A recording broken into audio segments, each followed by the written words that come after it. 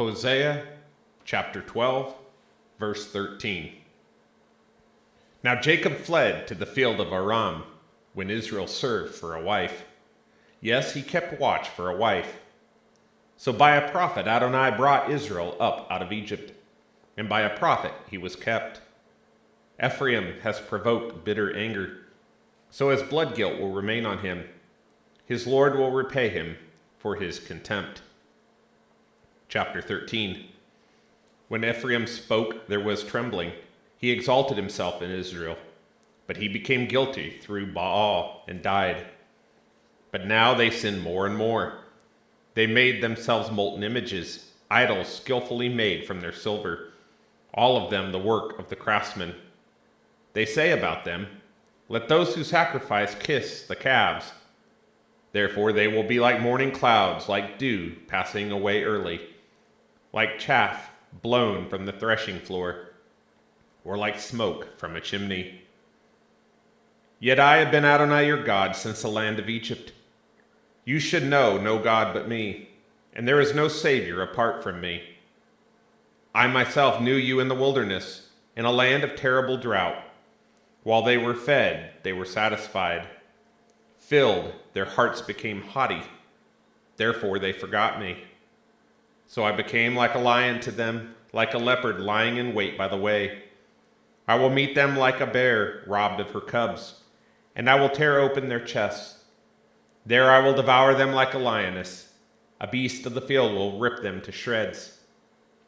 It has corrupted you, O Israel, for you are against me, against your helper. Where then is your king? So will he save you in all your cities? Or your judges to whom you said, "Give me a king and princes"? I gave you a king in my anger, and take him away in my wrath.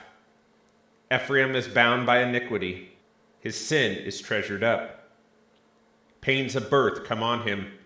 He is not a wise son. When the time comes, he should not delay at the opening of the womb.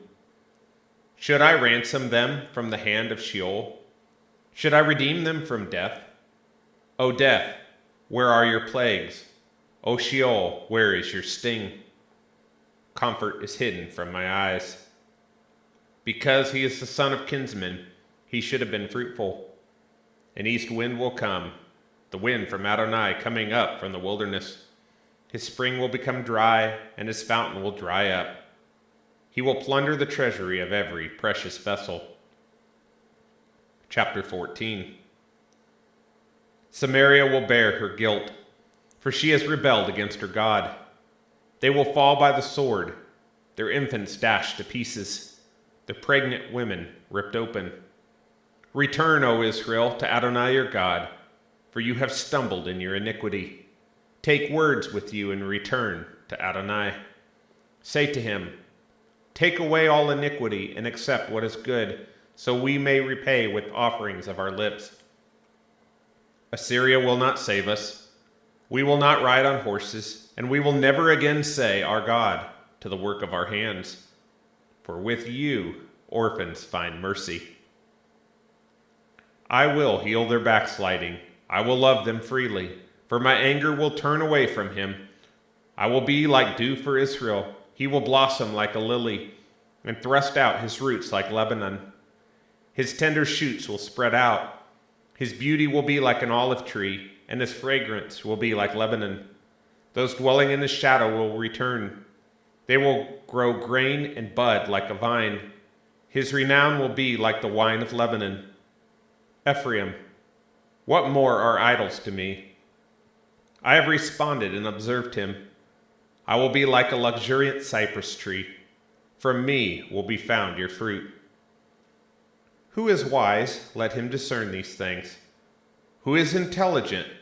Let him know them. For the ways of Adonai are straight, and the just walk in them, but the wicked stumble in them.